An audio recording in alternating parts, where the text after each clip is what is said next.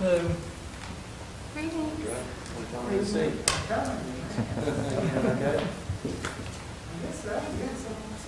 Good.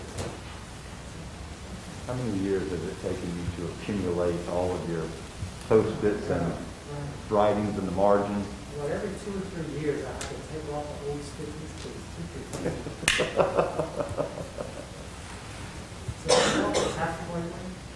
the We exchanged texts today. Twins. Oh, he's got twins? He's expecting twins. Oh, that's awesome. That's awesome. No, he didn't tell me that. He was asking about some stuff for Kiwanis, the speaker of Kiwanis. He didn't tell me, that's great. When they go, hey, neighbor. Hey, neighbor. I've been here earlier, but the train was We heard. off to everybody. Right. Hey! What's up, man? When is she here? Hug, hug, hug, and no virtual with this one. You good? I got you. I'm doing great, thank you. Good. Hi there. Hey there. Good. How about you? Oh, yeah. So she's pretty early in the pregnancy now, yeah. Yeah. Well, good. That's good for them. Now, I only knew of the one that she had, 2 years ago. She's had another one since then.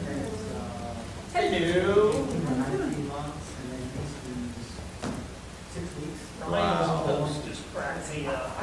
Well, that's good for you, He's too. threatening to take the Facebook. So is Kelly getting a lot of time with them? Yes. Now, where's Catherine living now?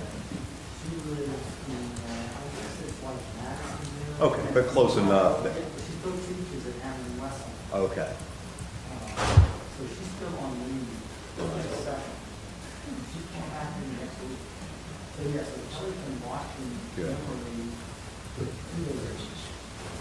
Greetings. Good. Good evening. Hey. Nice. His schedule to take his entrance test January 28th. Oh, he is moving along. Had to share that with you.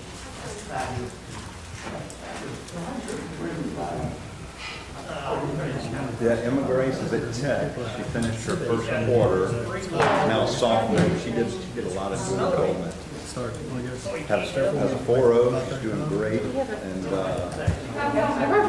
And just about everything, which makes Daddy happy. And it was neat. I spent a year in Monroe, which was nice as well when she moved up to Texas. So I got to, she was 45 minutes away, and so I could see her a little bit. Rose Catherine's a junior at Hammond High, and she has no idea what she wants to do, where she wants to go. She said she wants to stay in Hammond. I said, okay, well, that near the southeastern or North Shore. And she said she has no idea. And Frances is a freshman.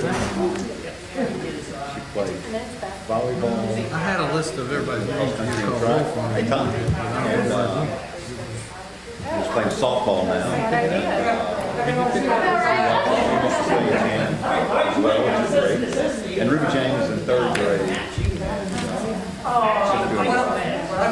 Hillary is still doing her job working with early steps, but she's Denise Holland on the lab and our Hillary so she's spending part of the time at the lab school and then no, Ruby Jane's still at Eastside. So all of my girls went there, with the exception of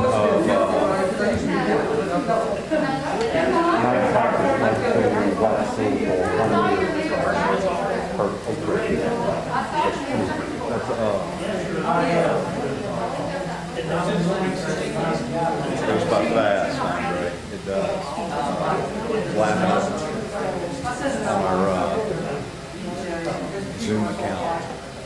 I went to just load a picture on there. I took the last headshot that I had, and I noticed how much darker my hair was then, even just in the last 2 years. It's getting lighter and lighter. I'm back at the system office now. January 1st, I started back there. And I'm doing the same kind of stuff I was, although we hired Camille Conway in the summer. And so she's helping a lot on some of the policy development and stuff that I was doing before. And so, still doing that, and they asked me to kind of take up some general counsel responsibilities. Because they were farming everything. I don't know who you are. So anyway, but I'm enjoying it because I'm getting to work with Winston to queer some. He's at LSU now. And I don't know who's doing the UL system, you know? All right, so y'all want to get started? I guess we'll go ahead and call the meeting to order. Right. Sounds mean, you know, it ain't, it's called Maine. Yeah. All right, Leslie, you want to take roll? Members, Ms. Arlene Knighton. Here. Chris Broadwater. Here. Tracy Wells. Here. Frank DiVittorio. Here. Leslie Bolmer. Here. Doug Johnson, absent. And the first order of business is approval of minutes from the December 14th, 2020 meeting. So that, Second. for discussion, there's one little typo I'm going to change on the first page of the spelling of the name. And then we'll have those signed to follow through. Thank you.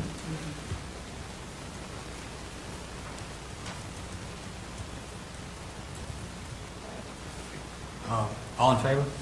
Aye. Any opposed? All right, it's approved. Okay, new business. First item of business is the mayor's appointee, Doug Johnson's report on to address the committee regarding the mayor's perspective. He's unable to attend tonight, and I believe Dr. Landrum is going to present for him.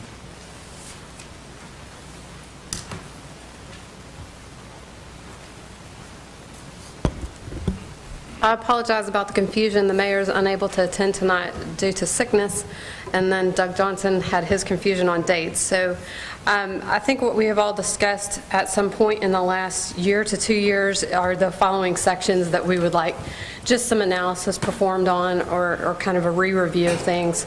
Article 5, Section 5-08 deals with bonded debt.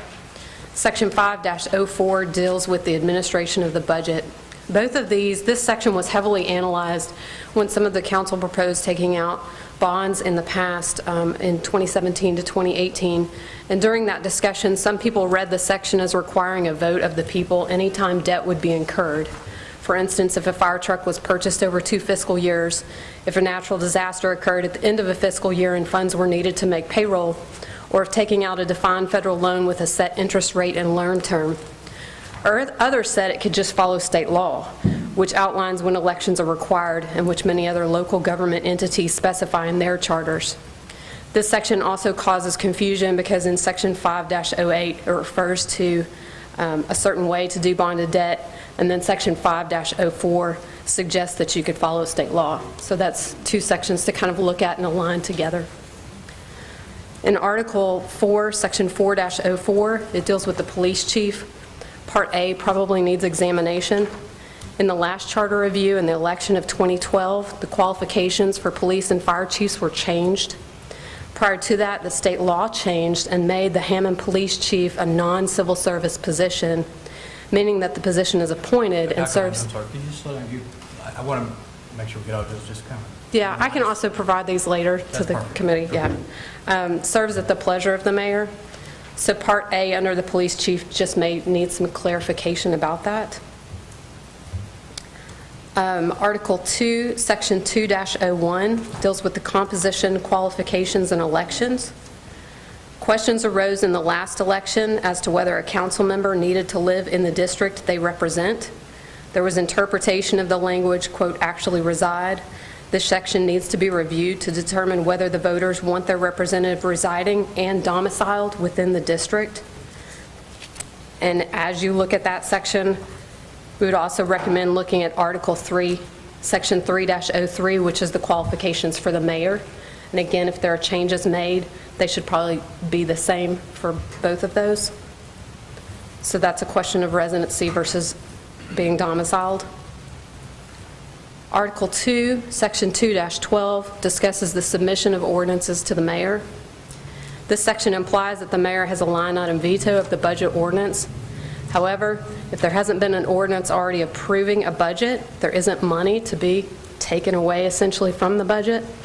For example, in the last budget adoption, some council members removed half of the funding for proposed projects, and the mayor wasn't able to veto the idea of removing half of the funding to restore it to its full funding because there was essentially $0 that had been allocated with an ordinance. Perhaps the language here could be clarified to assert the mayor's authority over line items within the budget ordinance process. There are probably additional items to be discussed, especially with concerning Article 7 under general provisions. A lot of these deal with kind of some of the things that were attached to the charter in its original form, and some things that may have evolved, such as facsimile versus digital signatures, other things like that. But we can discuss those at a later time. These are the ones that we know and can think of immediately, caused a lot of discussion in public meetings and a lot of discussion from constituents. So I'd appreciate the committee considering to review those sections. Thank you. Dr. Landry, do y'all have any, in terms of the 504, the debt provisions, is there a recommendation or a request in terms of how you'd prefer that to read? I think that is going to depend on the public comment that you receive at this time. I think most of the people had interpreted that section as meaning that we did follow the state laws, and so that there would not be an election for every instance that debt could possibly be incurred. I think that's how a lot of people had interpreted that section. But again, there was lots of discussion in 2017 and 2018 that came from both sides of that. Did anybody do a legal analysis? There has been a legal opinion that was issued out after we did an Attorney General's opinion seeking whether we could use a federal loan that had stated terms of the length of it and the stated interest rate that were not, those couldn't be changed in any occurrence. And it was even decided in that situation that that would apply to that specific loan term. And just to, back to my question though, is there a recommendation or request specifically, or you just, whatever, the administration doesn't have a position whether it goes one way or the other in terms of, when I say that, whether we were to go to require maintaining it, just clarifying that it does mean vote for everything, that it means vote for nothing other than what's absolutely required by the state, or something? I think it is challenging if you get to the end of a fiscal year and you need to make payroll and a natural disaster occurs. I don't think this charter provision was intended to mean that you can't make payroll or that you can't go out and help the people in that moment of need. And so that, I think it just needs to be analyzed at this point. But you're not offering? I think it needs to be analyzed at this point. So you're not offering? I think it needs to be analyzed at this point. All right. In terms of Section 4 regarding the police chief issues, are there any positions or recommendations on how that should be handled? I think what I have provided you is the sections that need to be reviewed. The purpose of a committee is to have multiple people look at it, review it, think about how it's interpreted, and to hear from the public. So we have addressed the ones that we believe need some type of review at this time, and that is our feedback that we're offering to the committee. Good. So y'all are offering no recommendations, requests? At this time, we have offered the feedback that we have provided. Okay. And you will give us a copy of that? Absolutely. Thank you so much. All right. Anything else? Yep. Thank you. Did anybody else have any other questions or anything? All right.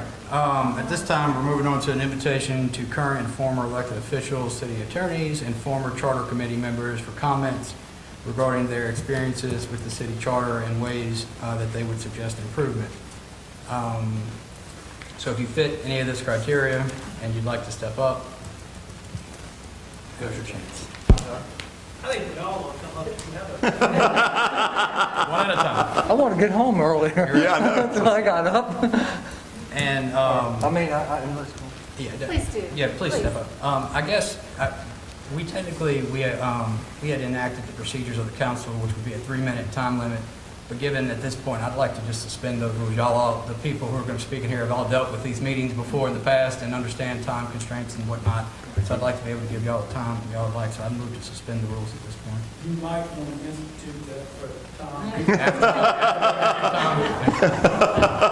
I'll second the motion. Hey, he knows me too well. All in favor? Aye. Any opposed? Okay. For those that are attending, this is being broadcast on YouTube as well, and so we'll ask that everybody state their name. Yes. And I guess... What- Name and address. What's a rule on mask? I mean, I have to wear one all the time. Like my wife's rule is, and I do that. Whatever you're comfortable with, as long as you're 6 feet away. It's easier for your YouTube audience to hear you if you remove it while speaking. When you're speaking or addressing the public, there is an exemption under the procedure, so it's All right. up to you, whatever you feel Well, comfortable. all right, I'm far enough away from you and I'm speaking, so, but you guys put your mask on while I'll put mine so I don't infect because you, you're Tom. coming facing. Anyway, Tom Anderson, I served as mayor from 1977 to 1981 and city attorney after that. I have two suggestions that I've thought about, not just since I got the call from Doug Johnson to come here, but I have thought about them in the past and kind of kicked them around. And I'll just go ahead and make them and tell you a little bit why. And if the committee would like to explore that further down the road and in more detail, it would take a lot of time to discuss these things, as I know. But in general, just the first one has to deal with it in the charter with the how and why it was formed back then and 77, because I was the first mayor to serve under the new charter. Deb's dad was the mayor before me under the old city council form of government, commission form of government. And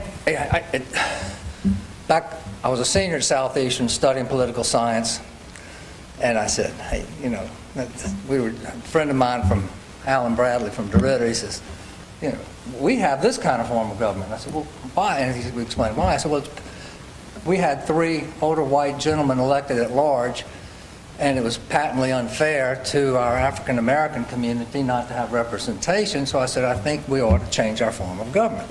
He said, why don't you run for mayor? So I did on that platform, and made it to the runoff. I did not win the election, and so during the 4 years succeeding that time, a lawsuit was filed by J. Seal on behalf of his client, Alvin Ray Washington, representing the African American community.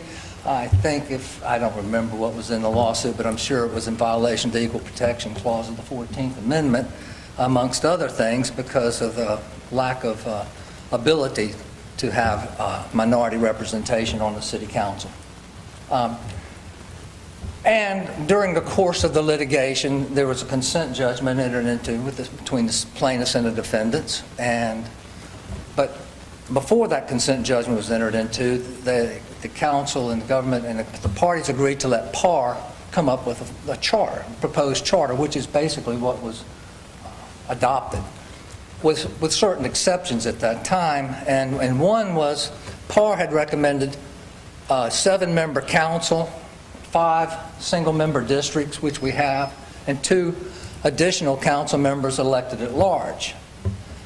And the plaintiffs opposed the 2 at large because it diluted the minority voting strength and representation. And so the judge threw that out. The parties agreed to it, and that we've had the 5 single-member council members since then.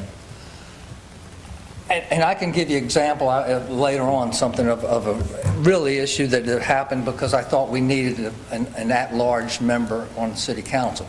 Because the 5 single-member districts, although they're, you know, upholding the charter and what's in the best interest of the city of Hammond, they're only responsible or accountable directly to their own voters in their single-member districts. That was the thinking of PAR for having members elected at large, so they could look at the broader scope of projects and things and how they were being allocated. So here's what I would propose. We've had 5 members, single-member districts for all these years. The population of Hammond has grown considerably now, and I would offer you a suggestion that you change it to 6 members, single-member districts. at least two of those members, two districts would be drawn to be predominantly minority, as well as three of them, I would say. Three of them be minority representation, and the other three drawn, similar to what the Justice Department would approve today. And then you would have one council member elected at large. So for the concerns of African American people who have concern about adequate representation for African Americans, you would have at least three of the six on the city council having probably no guarantees, but a better than average chance of being elected. And if the at-large council members follows the voting population of Hammond now, and basically the way we've had our mayor who's elected at large has been white since the history of Hammond's mayors, then that person may be white, but if it is, it increases the black voting percentage and representation in the city considerably over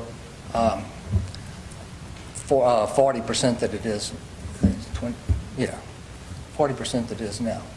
It's not 50%, but it's closer to it. And I think there are times where council members will have to dig their heels in and on projects, and if somebody's elected at large, they have to represent the whole city. And they're not going to get elected if they're trying to play any type of games with one group of people that could, turn against them because of that they were showing any type of bias or prejudice of any kind. I'm thoroughly convinced of that. So I think that's in the best interest of the city to do that, because we've grown that much this far, and it could. And the incident I'll tell you about later, or individually later, how it happened. It cost the city a whole lot of money and a whole lot of big project because somebody said, nope, got to have it in my district. And when they did it, the city couldn't get the grant, and we ended up losing a huge thing out in Southeastern. But anyway, the other thing I have, and let me get out of here, and this is really quick. I think you should propose that we drop the term limits on city council members and retain it on the mayor. That's just pure democracy, in my opinion. It's what the federal government has. These term limits got flown around the state during, I guess it was the 80s, or 90s, I don't remember. But Early they were just, 90s. They were just going, they were just so popular because everybody wanted to get rid of all the politicians, and it was just a popular thing. So politicians ran on that platform, and it got them elected. Then when they found out it was really better to not have term limits, because by the time they figured out what was going on, they had to get out of office. The state legislature is a perfect example of that. You agree? Absolutely. It's a perfect example of that. And it abrogates my right as an individual voter to choose who I can vote for and not vote for, because you prohibit people from running for re-election. That the majority of people of our district or a council person at large would want to retain after the thing. So the mayor's okay, because that's what we have in the executive, legislative and executive form and on the national scene. So those are the two things that I would propose. I don't have anything else to say, so I'll shut up and sit down. Thank you, Mr. Anderson. Thank you. Thank you. Who wants to be next? Please Good state- evening. Good evening. I was on the way up here when Tom jumped in front of me, but that's okay. No, I'm just... If you could state your name, My name is Osa Betts, formerly Williams. A couple of items that Tom mentioned that I was going to mention also. One is the term limits on, and I need to say also, my address is 700 Natchez Street, Hammond, Louisiana. And Ms. Betts, could everybody, can y'all identify what your prior, whether it was mayor, council person? I'm going to tell you. Yeah. 70403. I'm not removing my mask because of a lot of reasons, and one of them is this mic that everybody's using. I'd also like to thank former Mayor Anderson for acknowledging Mr. Alvin Washington, who was the first African-American council member for the city of Hammond. So thank you for that. The other thing is, he talked about the term limits for, and I didn't steal it and say, I'm a former city council member for the city of Hammond, served District 3 from 19-something to 2000, whatever 4 years is. So the term limit for the mayor, and I don't know if this is what you said, but I'm going to repeat what my opinion is: 2 years for the mayor and remain 3 years for council members. According to Article 3, Section 4-02, concerning the city attorney. In past situations, there seemed to have been some conflict of interest as far as the city attorney serving, well, not serving, but representing both the council members as well as the city. So I don't know if all of those issues have been resolved, but I suggest that we look further into those and make sure that if there's a need to have two separate attorneys for that purpose in certain situations, that matter is taken care of. The next is Section 4.04, Police Department. And I understand that the police chief is or shall be appointed by the mayor. And I think that this is just an ordinance that was implemented by the city council, because I recall during my term, we went to the state legislature and there was some additional, I want to say statutes implemented, one of which he talked about making sure that the chief of police position is no longer under civil service.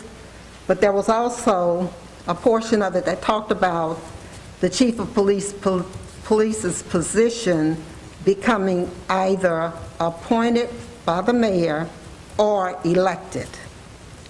My preference is that we very strongly look at the option of electing a chief of police. The people have no voice at this time with an appointed chief. So that's one of the other things that I looked at. And of course, there's a wide array of issues that's in this charter, being the length that it is and the amount of time that I've had to review it. It was not enough time, so I would like it, I very much like to be involved in future conversations about this charter if they're going to be ongoing for some time. Yeah, they are. We actually have 2 more meetings already scheduled. One is scheduled January 25th at 5:30, and one is scheduled for January 30th at 10 a.m. That's a Saturday. Okay. And we also have an email address that is set up for input, and our contact information is pretty available. That and I think we're all open to if you wanted to contact any of us directly. Okay. Did you, in terms of your points there, it sounded like there were issues or I'm asking a question. Were there issues that you experienced when you were on the council regarding the city attorney? Yes. And is there anything you want to tell us about that or how we should handle it or anything? Well, primarily, it was the issue with some purchases that were being made, and we were being sued by an individual. And it really got hairy because our city attorney it was apparently some conflict that arose during that process. And what was your, if you have a suggestion, what was your suggestion as to how that might be addressed? Well, I think it would have to be on a situational basis, because in general, I would say that possibly the council would need their own attorney in situations that are controversial to that degree, where the city is also being sued and the council is being sued separately. There was one other issue. I think I mentioned about the term limits. You said your yeah, suggestion was yeah. 2 terms for the mayor and 3 for the council? And there was one other I can't remember right now, but I'll make sure that I prepare for it the next time. Okay, Ms. Thank you. Betts, may I ask you a question? sure. On the city attorney issue, and my question is about your experience during your time there, and you mentioned that there were particular circumstances you thought it might be helpful to have separate counsel. And I'm looking at the section you referenced, section 4-02, and I'm looking at paragraph E, which says the council, upon approval by a majority vote of the authorized membership of the council, shall be allowed to hire its own legal advisor in case it deems necessary. Is there anything about that you would change that in order to provide that opportunity, or does that, you think, provide sufficient opportunity? And I don't believe that exists. That didn't. I don't think that was existed when you were on the council. That was amended. It may No, be it something did- adopted later. Yeah, I guess my question then is... But it sounds a little bit vague, a little bit ambiguous at this point. So I would like to have the opportunity to look at it further Okay. and offer additional suggestions in the future. Can you do me a favor, too? If you look at it at the language, if there's something you see that's missing, could you let us know that so that we can make sure that we're trying to address it? As I read it, it looks like that the council has that ability on any case it deems necessary. But if there's something that's vague or that you think would improve it. I think one of the issues, though, would be the limitations when it comes to dollar amounts, how they're hired, and some of the technicalities. Okay. And that's why I'm, requesting that, that allow me more time to look into it and do some additional studies on it, and I will be more than happy to offer my suggestions. And one other question, you mentioned about the police chief and possibly making that an elected position. That's one of a number of appointments that the mayor has there in section 4. Are any of those other appointments, fire chief, public works director, utilities department, recreation department, all of those that have heads, are you recommending that any of those be elected or only one I of looked them? at those, but I think it requires additional review. Okay, all right. Thank you, Ms. Gill. Yeah, okay. And Any other questions? any other questions? Okay.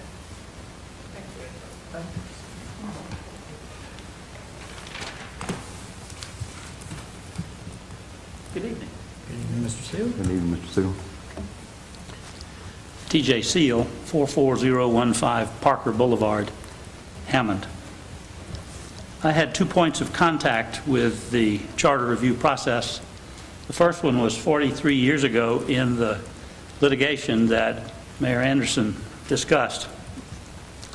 And the second one was in 2011, I served on a charter review committee along with Dr. Tony Lasciardi, Guy Ricotta, Jan Kelly, Curtis Wilson, Pat Farris, Vivian Addison, and Dr. Lonnie Wascom.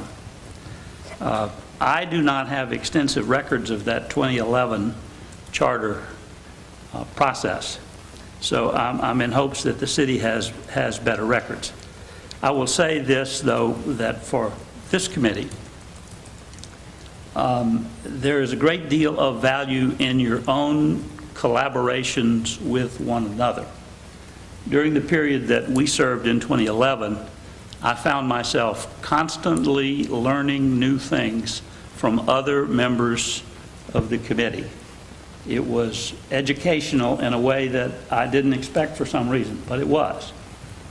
The other point I would make to you is that a charter committee needs a consultant. It needs somebody who understands the technology of governance. Back in 1977, the court appointed the Public Affairs Research Council to draft the charter that it was going to order implemented. PAR was also used several years later when we did a reapportionment of parish government here. So I would suggest that you should find a way to make consulting part of your arsenal of weapons to use here. Then I want to add a couple of additional points about the Alvin Ray Washington suit. It was actually handled by Ron Macaluso and me. Mr. Washington was a non-traditional student at Southeastern. He was non-traditional because he was a Navy veteran of the Vietnam War. He had been a Navy SEAL, and he had been decorated for swimming mines up the Mekong River and planting these mines in the harbor at Haiphong. So when he returns to Hammond after his military service and comes to understand that he and other African Americans had literally no opportunity to participate in the operations of the city, he became interested in making a change. And there were others with him and who supported him. At the time, the city was served by a mayor, a commissioner of streets and parks, and a commissioner of finance. They were all white. They worked very well together. They had great collegiality with one another for the most part. And they may have been unaware of the degree to which members of the African community felt like they were left out of the process. In any event, when we filed the lawsuit, the state of the law was that one person, one vote was already the law of the land. It had been so for a dozen years. The litigation had primarily involved state governments and state legislatures being reapportioned, but it was beginning to work its way down through municipalities. The court saw the direction the case was going in, and the parties agreed to appoint the Public Affairs Research Council as a special master. That was extremely important to the process because it kept the parties from arguing with the court about what the structure of the proposed city government should be. And PAR, of course, was doing this kind of work all over the state, and they were well staffed to do it, and they did a very good job. The charter, when it came back from PAR, the recommendation was for 2 at-large members. And it's true that the city opposed that, but it's also true that Alvin Washington opposed that. And the reason why he opposed that was that it would create rivals to the mayor. The at-large district would create a rival to the mayor, someone who had the same political base as the mayor. Now, the significance of that is, so Mr. Washington believed at the time, the African American community would then not have the influence in helping to select the mayor that it would have if the mayor were the only at-large seat and there was no rival. That's the format that the charter came out in. And so that's some background that I hope is useful to you. On the subject of term limits, the committee in 2011 spent a good deal of time on council term limits and mayor term limits. and discussed at one point 3 terms each. I share the suggestion that's been made here tonight that there should be no term limit for council members, for the reason that an observation of how the term limits debate has played out at the state level would suggest that it's not working well. When people develop the expertise it takes to do their job as legislators, they then pass the term limits point. And as a result, their replacements in office don't have the background, don't have the experience, don't have the connections, and frequently don't have the judgment to do the job that's required. Governing is an acquired skill. It takes time to do it. And if you let term limits be what the voters do and not what the charter does, you may give the opportunity for expertise to build within the elected bodies, and that would be useful. Thank you very much. Mr. Steele, hold on.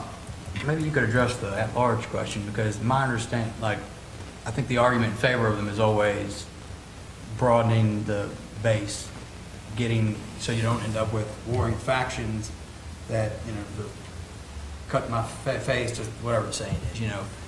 But obviously the counter to that is that it does dilute representation to some extent of smaller groups. What are your thoughts on how that plays out and what we should be looking at, and thinking about, and where that should fall in this case as we are here today in this time period? So I'm speaking personally and without any experience or expertise as an elected person. But I would tell you that the mayor doesn't need a rival who is elected citywide. The mayor needs to be the only citywide elected official, and in my view, the mayor then forms his own coalitions to work out governing with the council members. If you have multiple at-large elected officials, then they automatically become rivals of one another, and you miss out on the benefit of having other people with a citywide perspective. So I would leave the mayor as the only citywide elected official. That's just my view. And in terms of the term limits, one of the suggestions was offered differing term limits: 2 terms for the mayor, none for the council, 2 for the mayor, 3 for the council. Any thoughts on? I think there's an argument for 3 terms for a mayor, but I think that the arguments for term limits at all for council members are just a bad idea. If a council member is elected over and over and over again from a single member district, it doesn't suggest that there's failure going on. It suggests that there's success going on. The person continues to be reelected. And so I would allow that expertise to build within the council by people who are able to get elected for more than 1 term. And I would also allow the mayor a little longer term than two terms. 3 would be reasonable. Interestingly, not completely due to term limits, but this current council was 100% new. Mm-hmm. Thank you. Anybody else have any other questions? Okay. Thank you.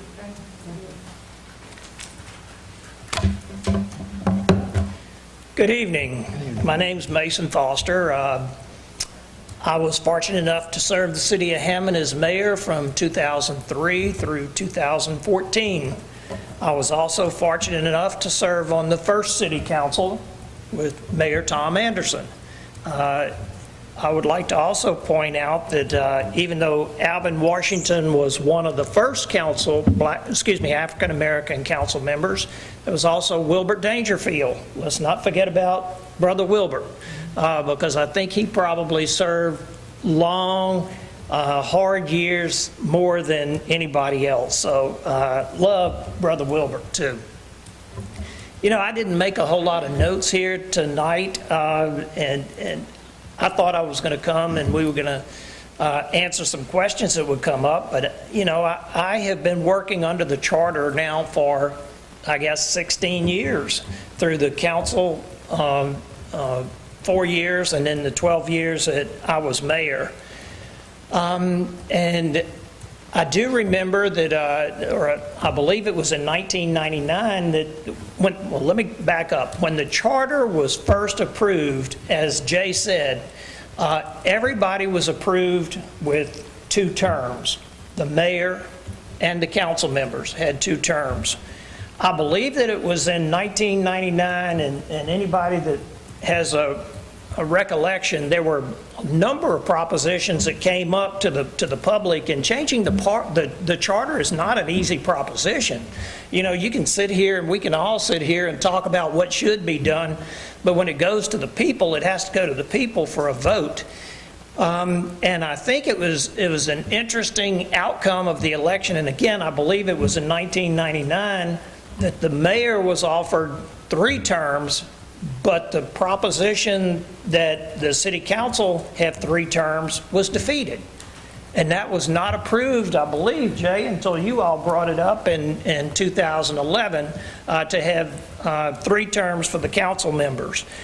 Now, I guess what you're going to ask me is, what do I think about term limits? And this probably surprised you, but I am fully a believer of term limits. In 2011, when the charter committee was meeting, they asked me, would I like to see the term limits for the mayor done away with, which would in essence, you know, let me run again. And I said, no, I'm a firm believer in term limits, whether or not it's for the council or for the mayor. In terms of the mayor, there is a good reason for the mayor to serve 3 terms, and that is, well, you can look at it as a good reason or a bad reason, that if a mayor serves 3 terms, he's able to get into the state retirement system. So that is one of the benefits of serving 3 terms. You have to be in the system 10 years. Unfortunately, the city council members, as I understand it, are not allowed to be members of the retirement system at this time. So that, I just throw that out for whatever it's worth. You know, I've got mixed emotions about whether or not we should have an at-large council member. I understand what Jay was saying about having 1 elected chief executive officer. And it possibly would create some conflicts, that a person who was elected at large may feel that they are the acting mayor and may feel that they would have more power. I see what's happening in some of the other cities, the larger cities. New Orleans, you see a lot about what happens in New Orleans. And I see the conflict that it could create there. So I've got mixed emotions about it. Again, it would have to come up for a vote of the people, and I would say let the people decide. In terms of the police chief being elected, it was under my administration that the police chief was taken out of civil service, and that was so we could have an appointed police chief that would be under the direct, I don't want to say control, that's not the right word, but he would report directly to the mayor, and the mayor would oversee the actions of the police chief. I don't believe that we should have an elected police chief because I think that the police chief needs to have a boss. Now, the other argument is that the boss is the people. Well, I understand that, but in terms of the direct line of authority, in my opinion, he or she should have a direct line of authority.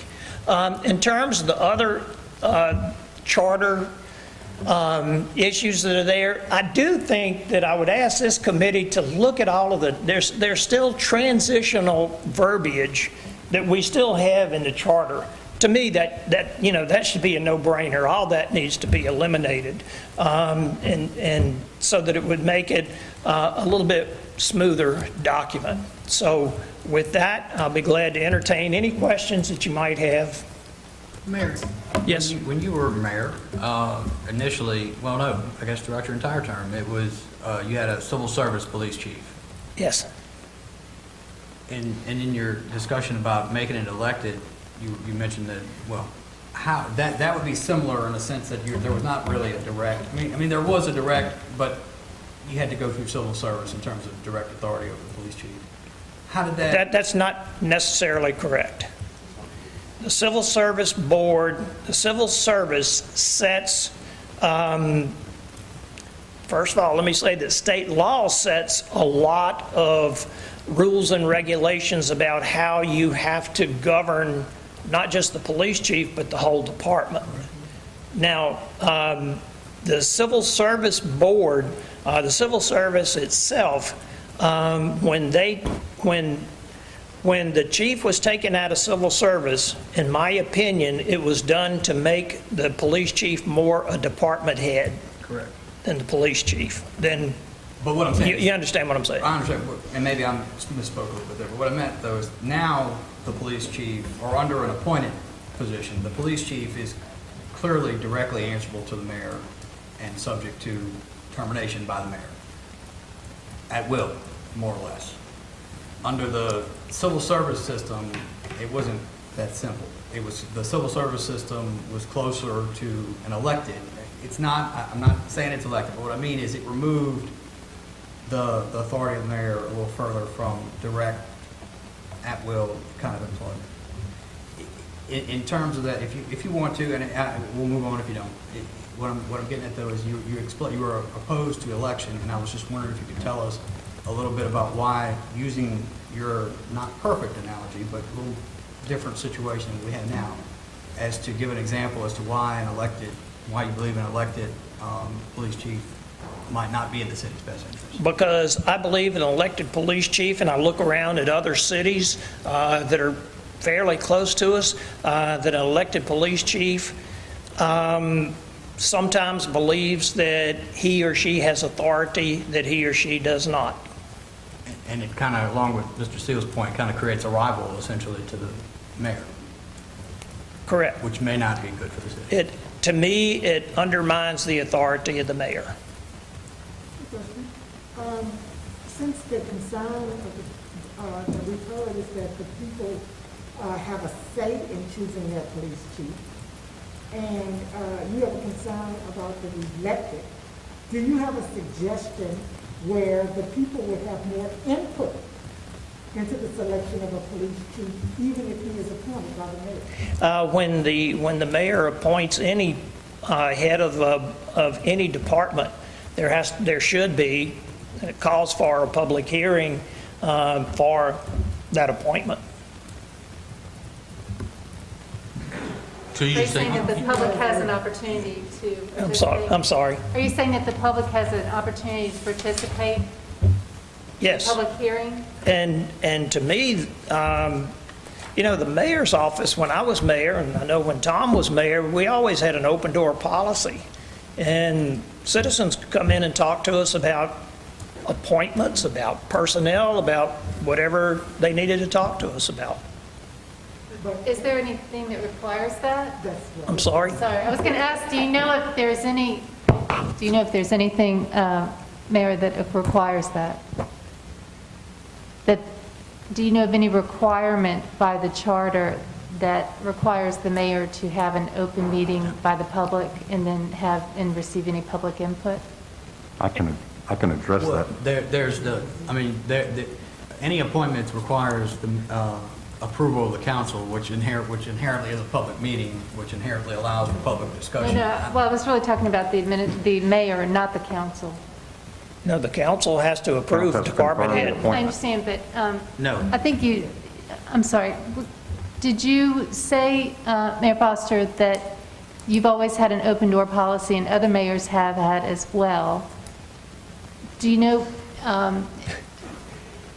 if that is a formal requirement, or do you think that might be a good idea to have a formal requirement? That is not a formal requirement. Yeah. It is a formal requirement, though, that any department head must come before the city council for approval. And it's a public meeting.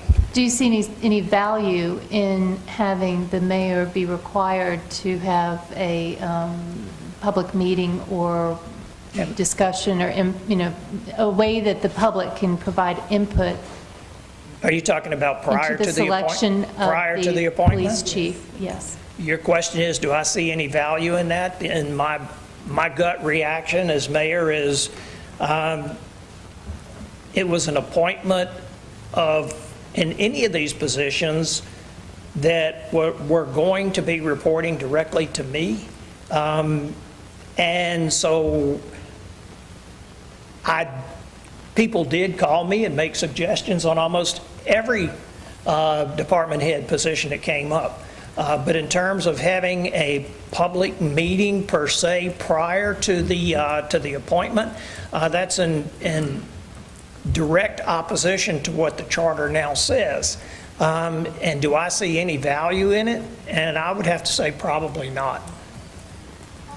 It doesn't seem to be in direct opposition to the charter. It just says that the head of the police department shall be the police chief and shall be appointed by the mayor. To say that it's not in opposition of the charter for the mayor to say, this is the person that I'm thinking of choosing. I want to give the public an opportunity to come in and give me any input that they may have on that person. It doesn't take the authority of the mayor to make the final appointment away. So that's the question we're asking is, if the mayor says, I want to appoint Joe Blow as the police chief, if that is my intent, and I would like input from the public on my appointment or my suggested appointment, that's not in opposition to the charter, nor does it take away any authority of the mayor. So I'm just trying to... You're absolutely correct. You're absolutely correct, ma'am, but the charter does not say it is a requirement for the mayor to have a public meeting to accept information on appointees. And the question was, do I think that has any merit? I can see a lot of shortfalls in that, quite honestly. Mayor Foster, if I may ask, it seems like that we're saying the same thing. As I read the charter, that an appointment cannot be made without the mayor receiving feedback on that proposed appointment. The question is it happening before or after the mayor gives the name of who they're considering? I think what's being discussed is input before the mayor makes a selection. But ultimately, the public does have input, correct? Under the current charter, the mayor provides a recommendation the same way when the president nominates someone for the Supreme Court or a federal judge, that they make a recommendation, but it's subject to confirmation by the legislative branch. That is correct, but I think what the discussion that we're having over here is, should it be a requirement for the mayor to bring forth the name prior to the appointment to get input? I think that's what Correct. I'm hearing over here. That's what I'm hearing over here. And my answer to that is no. I think we're saying the same thing. The public is having input. The difference of opinion is, does the public get input before the mayor makes an announcement versus the mayor making an announcement and then have the public weigh in? But the public's still involved. Either way. Correct. Right, okay. Any other questions? Thank you very much. Thank you, Mayor. Oh, by the way, in terms of the attorney, we had the greatest city attorney that we could have ever had for my 12 years plus another 6 now, so Thank you, Mayor. good job. Thank you. Thank you.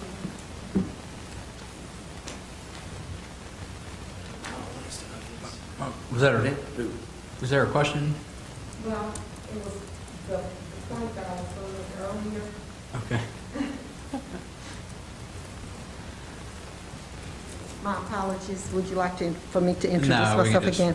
talk. Okay, the point that I was going to make earlier was about the council members at large. And my recommendation is that there are 2 council members at large rather than 1.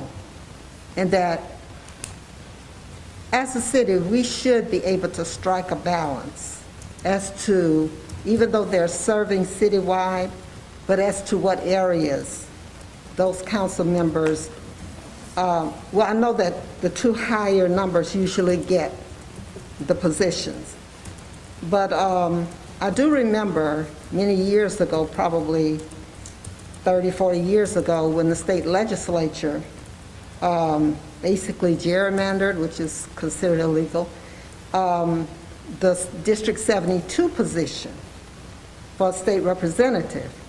And as we all know, even though that position was gerrymandered for an African-American representative, it has never happened.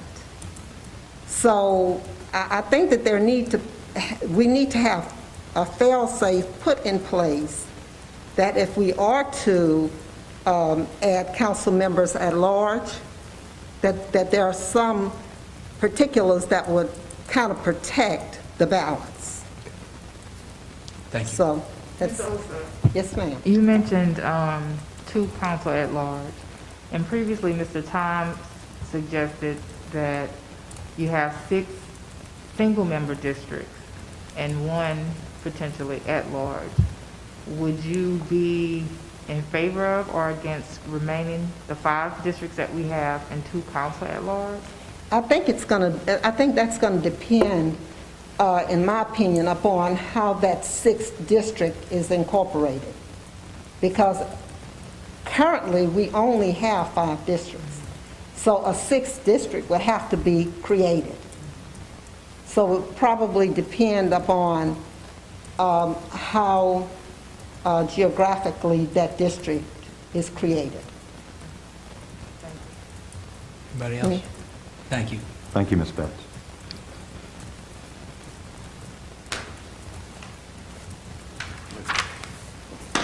Guys, you're gonna look, yeah, right.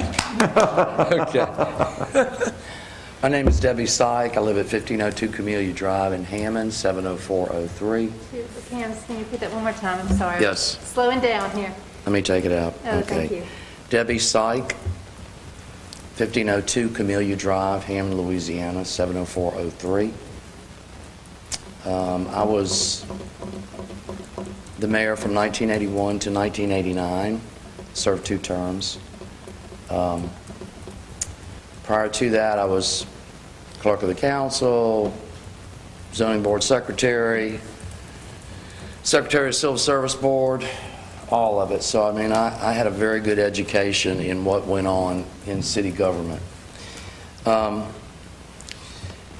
These guys, I mean, we battle each other, but we've also been friends over the years, too. And again, this is my opinion only. I love hearing about minorities, but I mean, I experienced that too as a woman, and my ethnicity was also involved in issues in our family. So I understand that totally. District-wise, as far as the council districts, I would say you could look into the possibility of doing 1 or 2 at large, but I don't know that that necessarily would be the answer either. I'm just not sure. The corporate limits have really not grown that much. So to create another district could really be a hindrance, in my opinion, to minority groups. You'd really have to look at that, I think, very closely to make that determination before you made a final decision on that. Okay, let's get to the departments. And this is my opinion. I do not think the police chief should have ever been taken out from under civil service. I think that was a big mistake. And the reason I think that is a mistake is because the police department and fire department should be civil service. These people should have to be qualified more than just, you know, having a college degree and some years of experience. Those 2 departments are very, very important. Plus, you've got employees under this department head that are under civil service. So that doesn't make a whole lot of sense to me. Either take the whole department out from under it or put the police chief back in, just like the fire chief. And the mayor should be in charge of the police chief. If you have issues with the police chief, you need to go directly to the mayor. Again, this is all my opinion. take it for what it's worth. I'm not an angry woman, I'm just telling you straight up. Because at my age, I don't mince words anymore.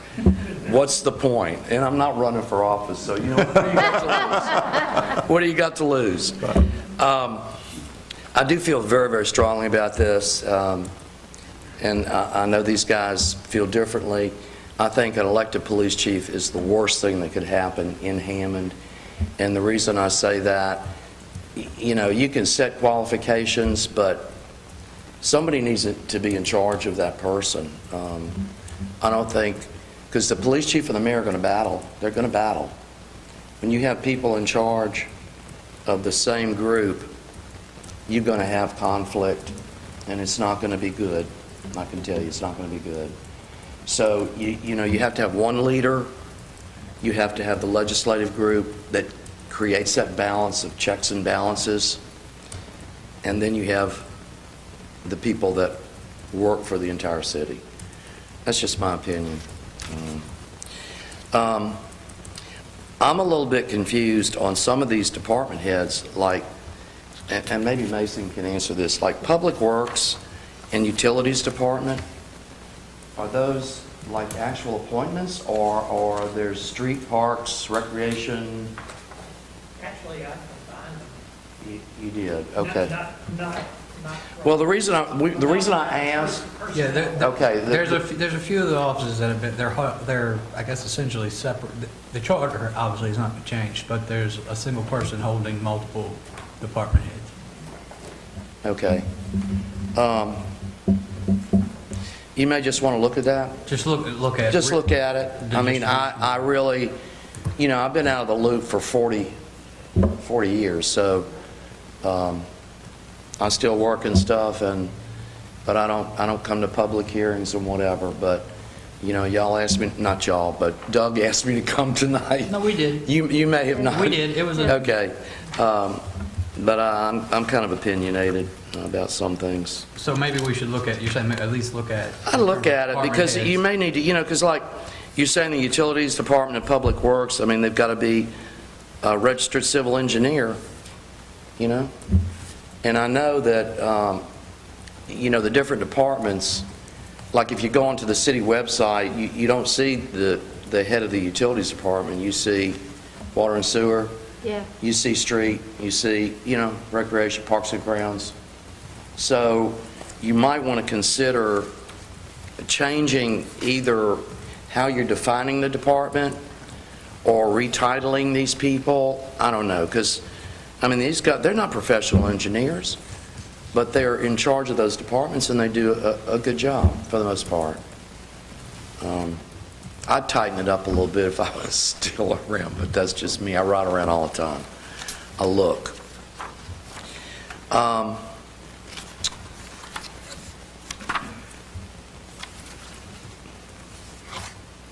Mayor Syke, before you move on to another point, Yeah. I'll ask you one question about that. Well, I've been Mayor Pope, Mayor Syke, whatever. Just call me. I've had so many damn names, it's ridiculous. Really. And your comment, as I appreciate it, was look at the structure and the name of the departments. And I realize the charter has changed a good bit, and that you may not have read all of it, what it currently Well, Doug was says, supposed to send me the new version, and he didn't do it. Well- But he didn't show up here tonight either, so I'll tell you something about Doug. We'll be happy to send it to you. Okay. but there's a section, though, in section 4, section Okay. 4-10, that provides an opportunity for an administrative reorganization by a mayor where Right. they can either combine positions, Right. et cetera, but it's subject to public meeting and approval By the council. And I realize you're not reading the detail, but under that concept, if the mayor had the flexibility to do a reorganization to meet the needs of his or her administration, and it was subject to council approval, Right. would that provide sufficient flexibility, you think, so that Probably. from term to term? Probably. That's kind of what I had to do because, Right. you know, I mean, number one, we didn't have the money to Which it get seems a that, professional engineer or whatever, and you had people that are already doing the job and doing a good job at it. and it seems a bit odd anyway, just to me in reading, The charter lays out very specific department heads. Yes, they do. With descriptions and minimum qualifications, but then there's a subsequent provision that says, Right. if the mayor wants to change all that, he and the council can do it. Right. And ultimately, almost amends the charter without going back to a public vote of the people. What's the point in having this specific titles if you can scrap it all just with a majority vote of the council and recommendation of the I mayor? rest my case. So, I mean, you need to look at it one way or the other. Right. It's something to consider or look at, you know. Okay. Term limits, I know you're going to ask me about that. Personal opinion, again, whatever you do, term limit-wise, I think you should do both for the mayor and the council. And, you know, I only had the opportunity to run twice. I got beat brutally the third. But my point is, you know, if the mayor's doing a good job too, and they're doing, you know, citywide, why not give them, some tasks you can't complete in 8 years, you can't do it. Can't do it. That Chapel Hill Park, that, you know, that was not necessarily there, but that was one of my, recreation, unfortunately, at the time when I served was not a priority. It just wasn't, when there were too many other things, you know, drainage and streets and sewer and whatever. So, you know, a 3-term limit, I think, is good for council, and I'm just telling you straight up, when I was in office, there were times when I was offered deals. I was offered deals. And I think if you stay in too long, you might consider taking the deal. I never did, but you guys may not. I'm talking. Well, you missed out. You missed out, Mason. In other words, what I'm saying, if you know, you can see it in any, there's that political arena. I mean, let's be honest about it.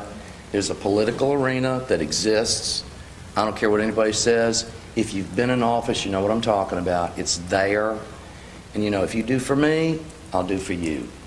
And the favors go back and forth. And that's the truth. I'm telling you straight up.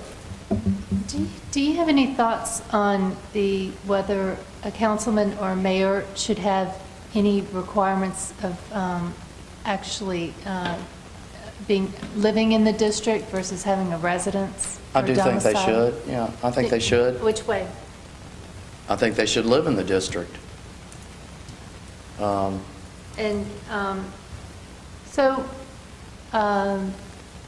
I guess the legal terms, you know, it's kind of hard to figure out what live means, I guess. Well, domicile. yeah, not a post office box, a residential address. But Yeah, I if they think they have should. several houses, I mean, I just, what are your? Primary domicile. Very good. That's exactly what it needs to say. Yeah. Would you feel the same way about a police chief, whether he was appointed or elected, that they should be domiciled within the city? No, because half the department heads aren't. I think they should be close. You know, they should be available 24/7.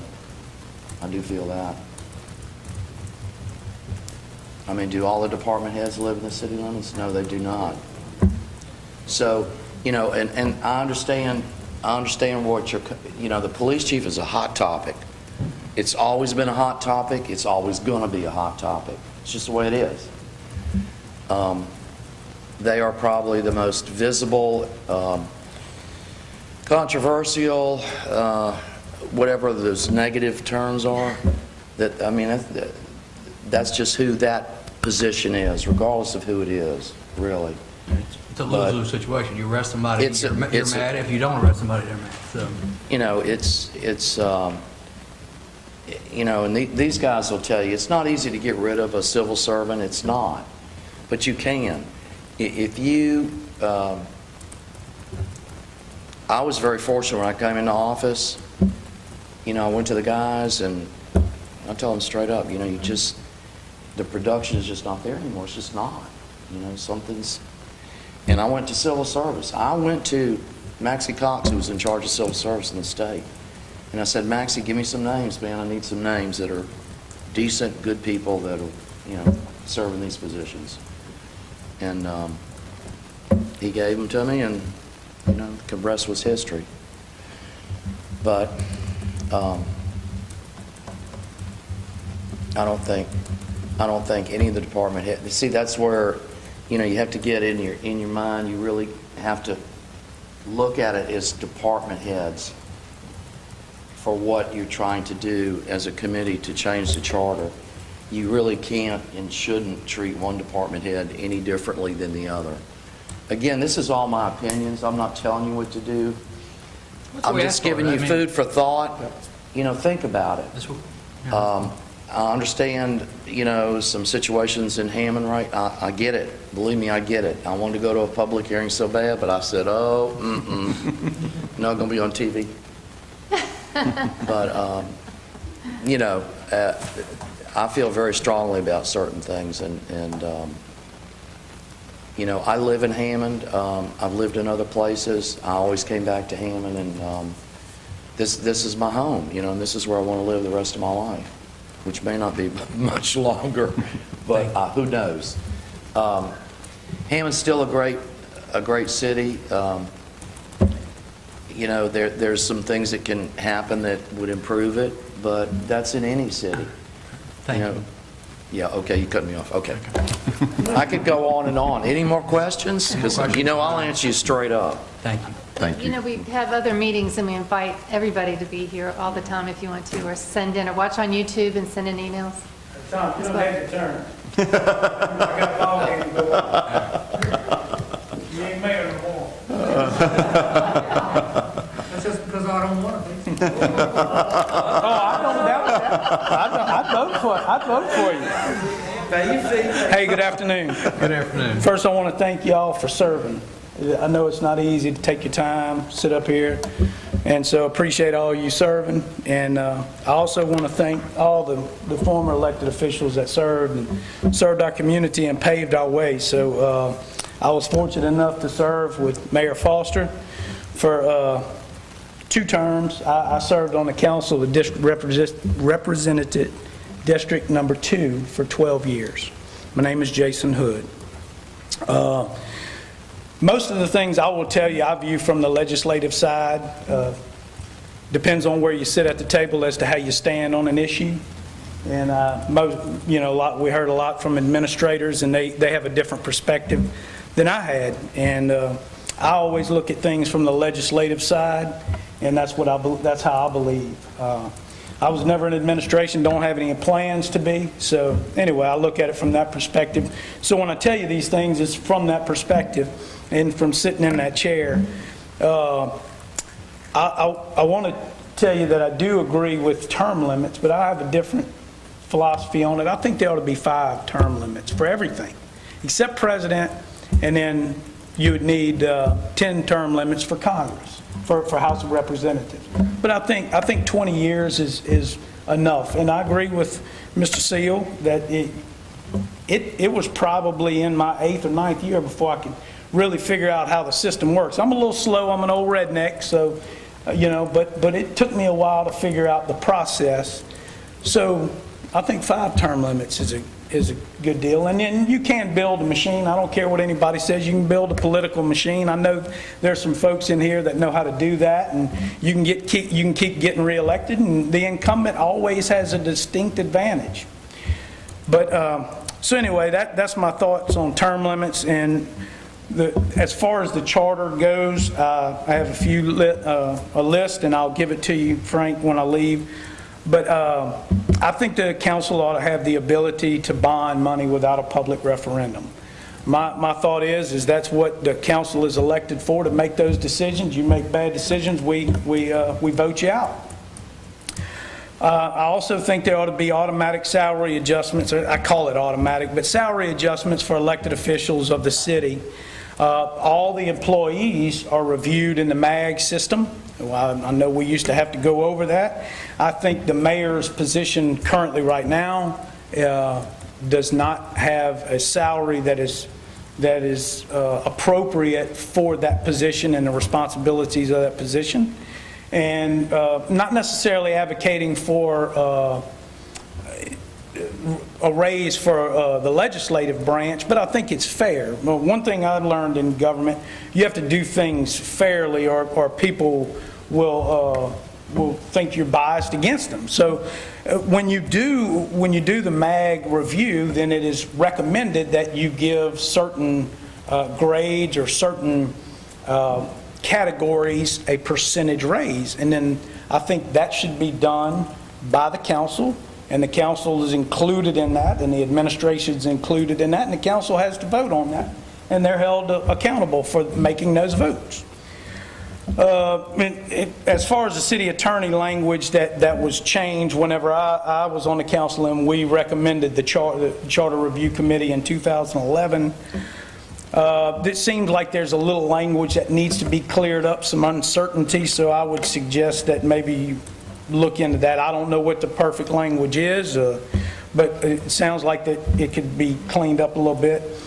And then all of the positions that are, when it refers to the police chief of police and all of that, to keep it fair across the board, I think that all the positions that are named in the charter currently should be responsible, a little bit more responsible to the council. The council is expected to make a decision on that, and they're at the mayor's or administration's mercy is to, if they don't get satisfaction from that position. There is no recourse for the council just to sit up here and write.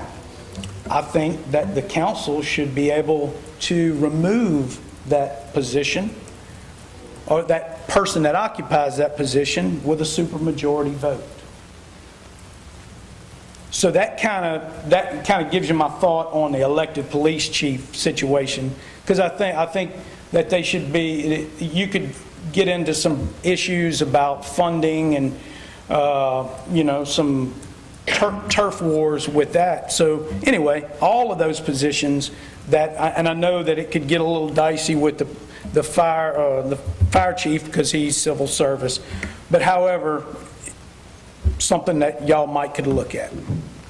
I also think it should contain language that the council may or shall conduct public hearing and interviews of mayoral appointments that the council must approve. Again, you're asked or they're asked to vote on these nominees, and I think there needs to be more input. Let's see here.